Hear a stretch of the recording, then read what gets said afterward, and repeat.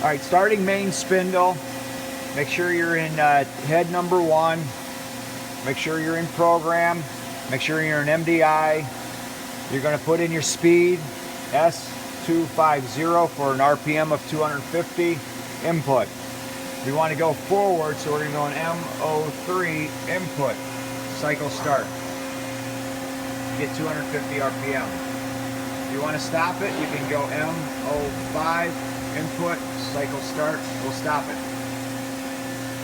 Moving on to sub spindle start. You're going to change your head from 1 to 2. Come up here, make sure you're in program, MDI again. You're going to ask for a speed command of 250, S250 input for an RPM of 250. Then you want to go forward, MO3 input, cycle start. MO5 to stop.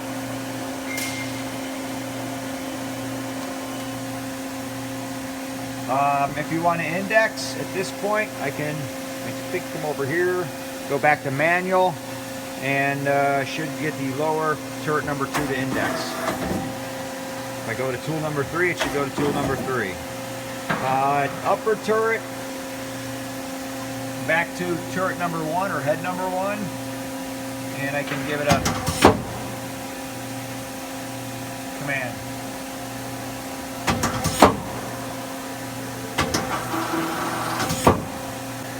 To move the axis, you can go back to manual and make sure if you want to move your upper head, you're in head number 1, Z axis, X axis, head number 2, X axis, and Z axis. And then could we do part sketcher? Part sketcher.